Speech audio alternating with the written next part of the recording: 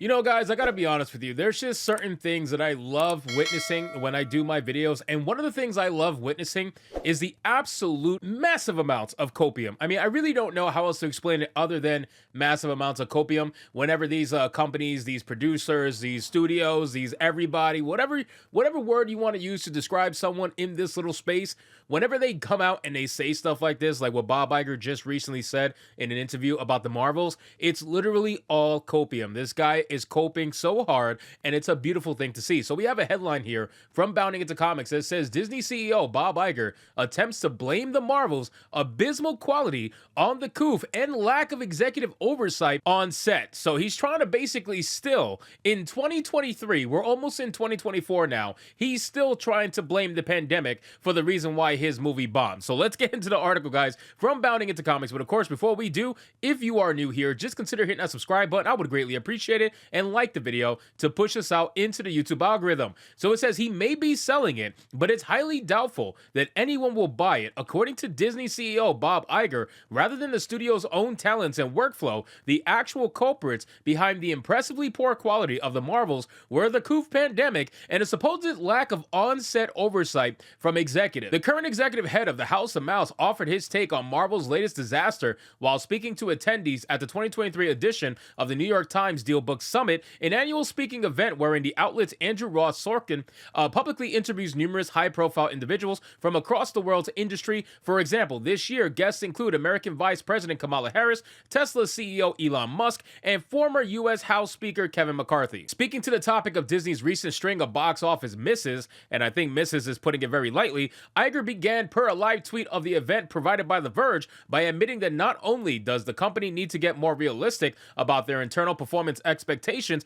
but also that it was a definite mistake to approach the streaming era with a flood of the market-esque production philosophy. Now, I do agree with the first sentiment. I've been saying this for a while, man. Disney's budgets are out of this world. Their expectations for their movies is way out of this world. After a while, you kind of have to realize you sold yourself to the devil, right? You sold your entire company to the woke mob, and that's not going to get you the kind of money that you were hoping for. I understand that you guys think that progressive is the way to go, but we've seen time and time again, when it comes to forced identity politics, the kind of progressive ideas that literally get shoved down your throat. Look at Doctor Who, for example, happening right now. There's a difference between progressive messaging and messaging that is literally lecturing, that it's down your throat, in your face, essentially telling you you're a bad person if you do not agree with every single thing the character is saying. Like, it basically breaks the fourth wall almost and looks at the viewer and says, hey, you're a bigot if you don't agree with what this character's saying. There's a big difference between the two. And a lot of modern entertainment right now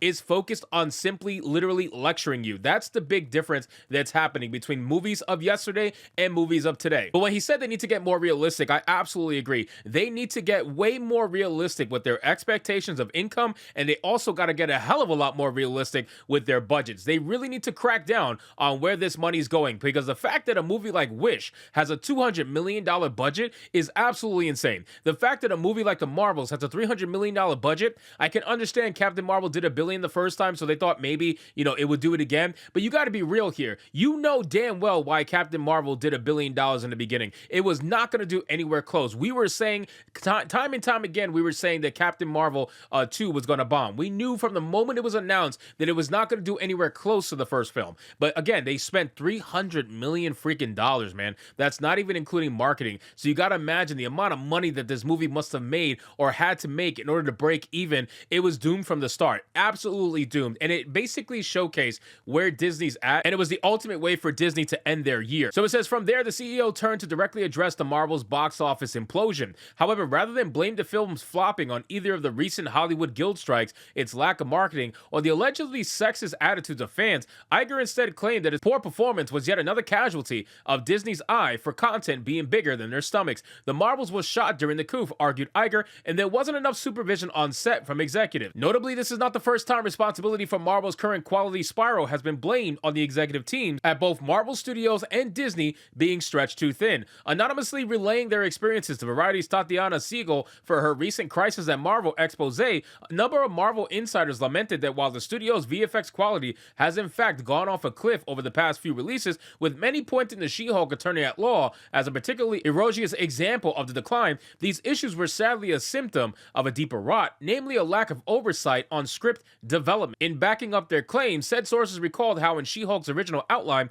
Jennifer's origin was not shown on screen until the series' second to last episode. However, after watching this initial cut, Marvel's higher-ups, Feige included, realized that this delayed explanation as to how the series protagonist got her powers would confuse rather than excite its viewers. As such, the series was sent back to its VFX team, who were then instructed to do what they could salvage She-Hulk's narrative in post-production. I don't know why you would think it wouldn't excite people. I would think that looming question up in the air, oh, how did She-Hulk get her powers, right? For the normie, I think that would be pretty interesting, right? For the normie who knows Hulk but doesn't necessarily know She-Hulk, I think it would be interesting for them to basically question throughout the entire series, how did she get her powers, only to finally realize it towards the end of the series. I think it would have got people watching, to be honest with you. I think it would have kept people watching. That's the difference. You could get people to watch in the first or second episode, but how do you keep them watching? And that has to have an overlooming question that would keep people intrigued. And I think they shot themselves in the foot by revealing her how she got her powers in the beginning way too early. They should have went with the initial route. I think that would have been a lot more interesting. Keep the mystery alive, so to speak. I think that would have been pretty cool. But of course, they want to just shoot their load right on the beginning, because all they care about is the viewership in the first 2 episodes, because that's what they push to investors. It says, per one specific source who was involved with She-Hulk, the so-called bad VFX we see was because of half-baked scripts. This is not Victoria, that is Kevin. And even above Kevin, they added, those issues should be addressed in pre-production. The timeline is not allowing the Marvel executives to sit with the material. Yet, contrary to Iger's assertion, in reality, it seems Marvel Studios' problems have less to do with a lack of executive oversight, but rather an overabundance of it. Now, I remember the CGI, the CGI for a Hulk son, man. Oh, God. Scar looked really bad. Scar looked really, really bad. I mean, what they did to Scar, this should be criminal. I'm sorry. This should be absolutely fucking criminal what they did to Scar. It's really bad. Case in point, look at Daredevil Born Again, which infamously was sent back to the drawing board this past October after studio higher-ups realized The Man Without Fear television's return was shaping up to be less than heroic. In doing so, the studio threw out the most of the work produced by the series' original brain trust, a team of producers whose ranks included Marvel boss Kevin Feige, Marvel Comics editor Sana Amanat, Disney's Louis D. Esposito, Secret Invasion, etc., etc., etc., etc. All in all, it seems that rather than letting executives attempt to control the entire lurching machine that is the MCU, it would serve Iger, Disney, and Marvel far better to continue shifting towards dedicated creative teams. Well, I think that's true too, and honestly, there's way too many chiefs, not enough Indians, you know what I mean? If you ever heard that old saying, and there's way too much executives and their hands are in it, and they just don't make the best decisions most of the time. There needs to be one singular team or maybe 2 teams that are leading the creative division and kind of delegating out as time goes on. But unfortunately, there's way too many names in the pot and it gets really mixed up. So I really don't think that this is a fair assessment from Bob Iger. Obviously, he's trying to blame whatever he can for the death of the Marvels, right? And the Marvels is going to go down in history as the worst movie of all time so far for the MCU. And that's saying a lot, considering that it exists in the same world as the Eternals. So the Eternals should be really happy that the Marvels came out, because that is no longer considered the worst movie. But yes, this movie is absolutely fail. It was bound to happen. And Bob Iger can come up with any excuse that he wants. He can still blame the pandemic all the way until 2030 for all I care. We all know it's BS, and we all know that no matter what, they're going to keep losing so long as they keep overspending and under-delivering. So anyway, guys, thank you so much for watching this video. I hope you did enjoy it. If you did, consider leaving me a subscribe. I would greatly appreciate it. Don't forget to like the video, comment, let me know what you thought, and I'll see you guys on the next one. Hypnotic out.